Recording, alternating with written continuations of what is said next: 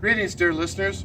We're here tonight in the Germantown section of Regina to bid goodbye to the Dan Popescul block. The Dan Popescul block, which has been condemned as it's structurally unsound. And we decided that we should come down here and capture it on film in the interests of posterior, if you know what I mean.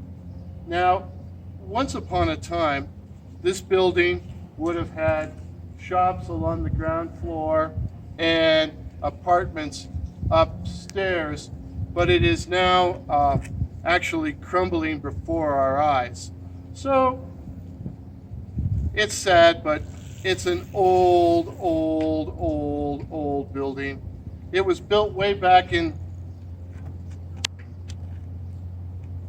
it was built in the year I was born. Gee, what are they doing? Tearing down practically a brand new building. Huh, what a shame. Oh well, I'm going to share with you tonight a brand new email sent to me by a listener. Warren, like many people, I've got into the habit of staying up late during shutdown. On YouTube, if not on Netflix. I usually sit at my dining room table, watching or listening on my laptop.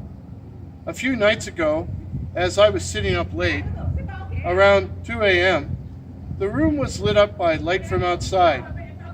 I got up and went to the front window and saw a car on the other side of the street, parked in such a way its headlights were shining in through the window. It was a battered old black PT Cruiser. The driver's side window was open, and I could make out what looked like a blonde head, which I assumed was female. This person was smoking, and after a minute or so, tossed the butt out the window. As I stood watching, they put their seat back, as if they were going to take a nap, or make out with their passenger. They left the engine running and the lights on. I stood for a few minutes watching, but nothing seemed to be happening. Then, feeling like a voyeur, I went back to my laptop. They're just talking, I told myself. And after a few minutes, the lights went out, and I figured they had either gotten out and gone into one of the neighboring houses, or else had driven away.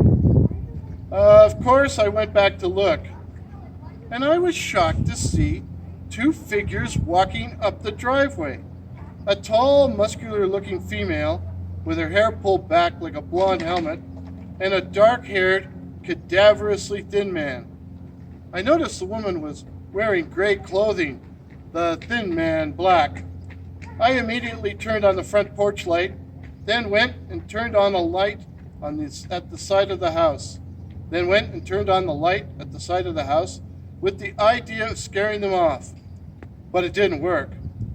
The woman came up the steps to the front door, while the thin man continued up the driveway.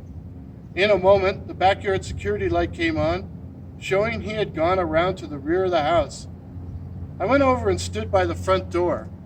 As I did, I felt a wave of fear wash over me. And then she said, "Let me in," and used my name. She used my name. How did she know my name? I didn't know her. She used my name. I looked through the peephole and she was staring back, as if she could see me. A flat white face, framed by flaxen hair, but with eyes like laser beams, two pulsing orbs of penetrating, incandescent red. They hypnotized me and I almost opened the door. I wanted to open the door, but I willed myself, forced myself to stop. "Go away," I said. "I don't know you." She kept repeating, "Let me in," like a mantra. So I told her that if they didn't leave, leave now, I was going to call the cops. And you know what she did? She laughed out loud. And she said, "You won't call them." And I knew she was right. I retreated from the doorway, which is when I noticed the head of the male. Just the head, staring in at me through the back window, his eyes two pools of fire. And then I knew. and then I knew they were night floaters. I turned out all the lights, shut all the curtains, and stood petrified, in the dark, waiting for them to be gone. For the next hour, they were out there, calling to me, asking me to let them in, and part of me really wanted to comply. Eventually, I heard them drive off, but the next night, they were back, and I've noticed the black PT Cruiser following me around. I don't know what I've done to antagonize them, but they are clearly targeting me. How can I rid myself of them? Please help. Name withheld. So, you want to rid yourself of them? 4 words, my friend. Sriracha Hot Chili Sauce. Now, I happen to be acquainted with the individuals you described, so I'm going to have a little chit-chat with them and see if I can dissuade them from bothering you any further.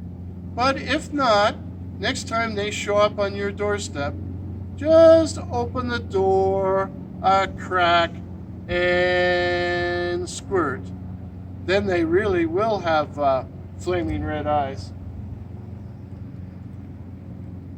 And so, dear listeners, what advice would you give my frightened listener, my frightened correspondent, to rid themselves of these unwanted night callers?